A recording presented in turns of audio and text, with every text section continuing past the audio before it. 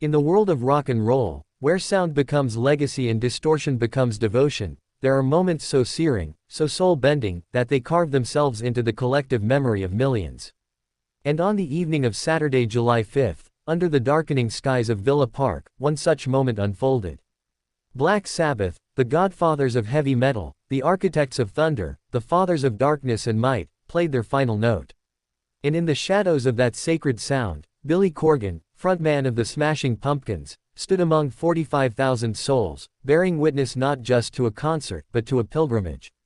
And in that moment, he became not a performer, but a pilgrim. He later took to social media, not with the swagger of a rock star, but with the reverence of a disciple. His words were a hymn, a testimonial to a band that didn't just shape sound, but shaped him. Greater than, I first heard Black Sabbath on my uncle's stereo some 50 years ago, Corgan wrote. Think about that. A young boy in a room somewhere in America, decades ago, hearing the monstrous, muddy brilliance of Sabbath for the first time. Not in an arena, not on a stage, but in the sacred silence of a family home, where art becomes seed and obsession begins. And now, half a century later, that boy stood on a football pitch, in a sea of black shirts and lifted fists, watching the very band that lit the first spark of his musical identity bow to the earth one final time. Surreal. That doesn't even begin to describe it. Surreal to stand on a football pitch with 45,000 strong to witness the end of this grand, institutional group. Corgan didn't just call them a band. He didn't call them legends. He called them an institution. Because Black Sabbath didn't just play songs, they built a structure. A kingdom. A way of being. They changed the rules. They broke the mold. They invented what it meant to sound dangerous. And they did it from Birmingham, the steel-hearted city that birthed one of the loudest movements in the history of modern music. Corgan continued, greater than, who has touched me personally, professionally, and at times even intimately in stolen moments of work and camaraderie.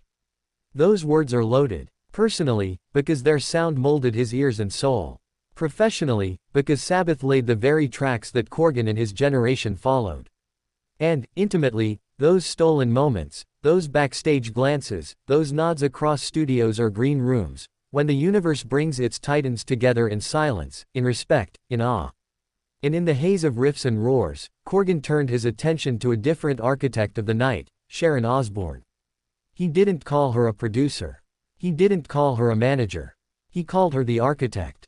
Because while Ozzy was the voice and Iommi the riff and Butler the soul, Sharon was the structure that let this final act unfold. She carried the weight, the pressure, the legacy. She ensured that this homecoming, this final Sabbath ritual, wouldn't be anything less than holy. Music is, of course, the soundtrack to our lives. Yes. But Corgan wasn't finished. Because what he saw on that stage wasn't just music. It was more. It was ritual. It was theater. It was the divine roar of the past meeting the pulse of the present. He said it was a three-dimensional soundtrack, crafted in real time. That's not a concert. That's a sculpture of sound. A living, breathing monument of memory and electricity and legacy. And who was it for? Not just for the fans. Not just for Ozzy or Tony or Geezer. But for something greater. It was a coming home. A final descent of a band that began not as legends, but as Earth, a modest group with big dreams, with dirty fingernails and riffs the size of mountains. And on that night in Villa Park, Earth came full circle. They rose as Black Sabbath. And they descended as gods. Billy Corgan wasn't alone. He was one of 45,000. But he was also every one of us, every kid who heard War Pigs in the dark. Every teenager who screamed to NIB in the backseat of a friend's car. Every adult who aged with Ozzy, who bled with Tony, who felt the pulse of something ancient in that low E chord. This wasn't nostalgia. It was ancestry. And as the final note rang out, as the sky turned dark over Birmingham, as Sabbath bowed one last time, something sacred was passed. A torch. A flame. A final, eternal echo. Billy Corgan didn't just see a concert. He saw a funeral. A coronation. A resurrection. And he gave us words to remember it by. Not just as fans, but as descendants of the house that Sabbath built.